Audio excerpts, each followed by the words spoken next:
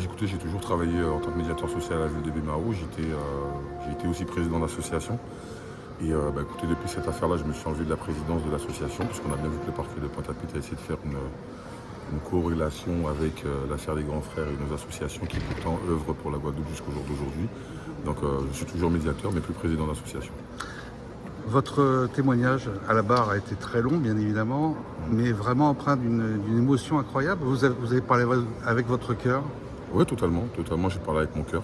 J'ai dit la vérité j'ai surtout voulu leur faire comprendre que cette affaire a un impact direct sur ma famille, sur mes enfants. Et comme je l'ai dit, tout ce qu'ils m'ont pris, ils ne pourront jamais me le rendre. Vous aviez un sanglot dans votre voix quand vous avez dit ça, et vous avez dit que de toute façon, tous vos proches, vos enfants, votre femme, ils seront toujours fiers de vous, parce que tout ce que vous avez fait, c'était pour le bien de la jeunesse guadeloupéenne. Exactement. Tout ce que j'ai fait et tout ce qu'on a fait, ça a été pour le bien de la Guadeloupe. J'aime la Guadeloupe, c'est ma terre. Et je le redis encore, de toute façon, quelle que soit l'issue de ce procès, mes parents, ma famille, mes enfants seront toujours fiers de moi parce qu'ils savent ce que je fais, mais ils savent surtout ce que je ne fais pas. Quand vous voyez que la Guadeloupe a connu l'année dernière 52 meurtres, qu'à l'époque vous aviez un rôle donc, de médiateur et de pacificateur et qu'il y avait un peu moins de meurtres, vous en tirez un lien de causalité? Je vais même pas dire que j'en tire. Les personnes autour de nous, eux, en tirent un lien de cause à effet.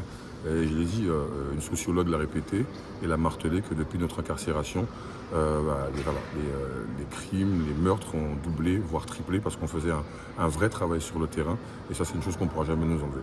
Quand vous entendez le procureur de la GIRS qui parle de machination, alors vous n'avez jamais dit ça? Non. Écoutez, tout ce procès, de toute façon, c'est nous faire passer pour ce qu'on n'est pas, nous faire dire des choses qu'on n'a pas dit.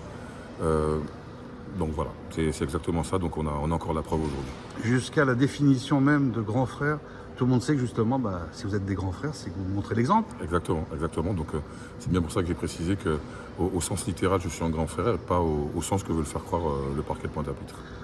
Donc on ne parle pas de machination, on ne l'a jamais dit, mais vous avez dit que ce procès semble folklorique. En tout cas, vous allez entendre les choses folkloriques. Ouais. C'est ça? Écoutez, depuis le début de la... Vous faites de la musique, donc vous savez de quoi vous parlez? Oui, bien sûr. Depuis le début, j'entends des choses folkloriques. Et depuis le début, je parle depuis le 17 janvier 2022. Et plus on rentre dans l'affaire et plus j'entends encore des choses folkloriques. Donc je m'attends encore à pas mal de grandes choses.